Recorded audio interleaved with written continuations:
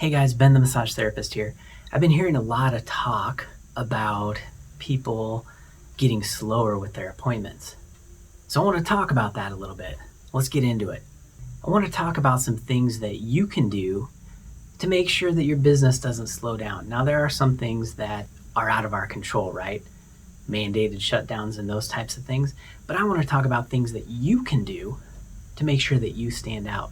And that's the number one thing is what are you doing to stand out? So we're just going to assume that all of you have absolutely awesome massage and bodywork skills. And guess what? Those skills are only going to improve the more that you invest in yourself. So continuing education classes, reading, getting massage from other massage therapists, all those things help to define what you do as a massage therapist and help to increase your skills. So the skills that you have now are going to be different than the ones you have in a year from now, and are going to be different from the ones that you have 5 years from now. So keep investing in yourself. And watching videos like these is another way to invest in yourself. Now let's talk about some things that you can do to help make you stand out. The first one is, and I tell this to everybody, it's not just enough anymore to have a sign above your door that says massage offered here. You need to have websites, you need to have advertising, you need to have ways to let people know that you offer massage and bodywork. A sign over your door just doesn't cut it anymore.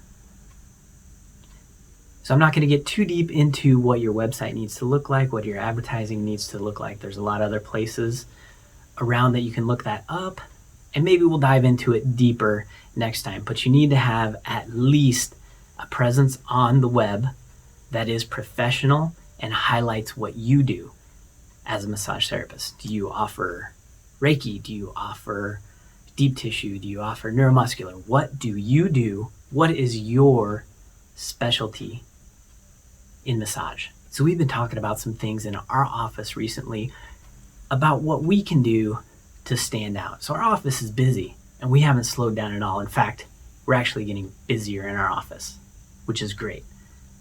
And everyone offers a completely different massage in our office. So what we talk about in our office is the experience that people get. So everyone's going to get a great massage when they come here, but how do we ensure that their experience is great? So if you look at the numbers, and I don't have them memorized, so I'm just going to paraphrase for you, but someone who has a satisfied experience, that they're satisfied with their experience, they're about 70 to 75% likely to return to your business. Someone that has a highly satisfied experience on a self-inspection type questionnaire, they're about 85 to 90% more likely to come back and see you. So what are the things that you can do to provide an experience that makes customers feel highly satisfied with their visit? Well, the first one we're going to talk about is the intake. What we do when a customer first comes in. So we're going to highlight that in this video. We're just going to talk about the intake part. And this is something that we've been talking about in our office. This is our super special training book that we look into. So I'm going to share some of the secrets in our training book with you. So the first part is, that first contact, that first greeting with someone. Now, in our office, we don't have a receptionist. And your receptionist or someone is that first point of contact when somebody comes in. Now, you also have the point of contact with your website and your phone greeting before they come in, but we're talking about when they step through the door. What are their first impressions? So you have about 7 seconds to make that impression. Why 7 seconds? So after about 7 seconds, people start to get a little uneasy, uncertain. So a lot of this is all about removing uncertainty. Am I on time for my appointment? Am I late? Did my massage therapist get things wrong? Is there something wrong where someone's not here? And this is in the case of not having a receptionist. So you have 7 seconds, roughly, to greet this person and let them know, hey, welcome, so glad to see you, I'm glad you're here, and to greet them with their name. One of the best things that we can do is just greet them by their name and make them feel welcome. Remove that uncertainty, because the more uncertainty we have, the more stress we have, the more anxiety, and that's not conducive for a good massage, right? So right off the bat, we want to reduce anxiety, reduce uncertainty, reduce stress, all of that stuff before we even started working on them, right? So this all builds into that experience. Running along the same lines of removing uncertainty is we have to recognize the top 3 fears of a customer coming in to get massage. So they are concerned about nudity. They are concerned about how to express their complaints or concerns about their body if the massage therapist is going to listen to them. And they're also concerned about tipping. How do I need to tip? How much do I tip? That kind of thing. And the last one is managing transitions in your office. If you're to take them from one room to another, or showing them where the restroom is, or showing them where they need to go. That's another issue that causes anxiety. So let's address these. So all of these uncertainties can be addressed with communication. Communication is key. So the hardest part of communication is the assumption that it's actually taken place. So if we don't talk about something and just assume that someone knows how to get on the table, we're not really helping to remove that uncertainty. So especially with new customers, we want to spell it out. Hey, this is how we do it at our office. You may have had massage somewhere else, but I'm going to spell it out and tell you how things work at our office. So this is how I want you to undress. This is how much or how little clothing you need to take off, and just spell it out for them. So the same thing goes communicating things about tipping, about how to communicate issues with complaints in the body and transitions in the office. So I don't know if you've ever been to a store where you ask, hey, where is the salt located? And they physically take you to the salt and show you on the shelf where the salt is. Where some places are like, oh yeah, it's aisle 6, it's on the 3rd shelf, halfway back.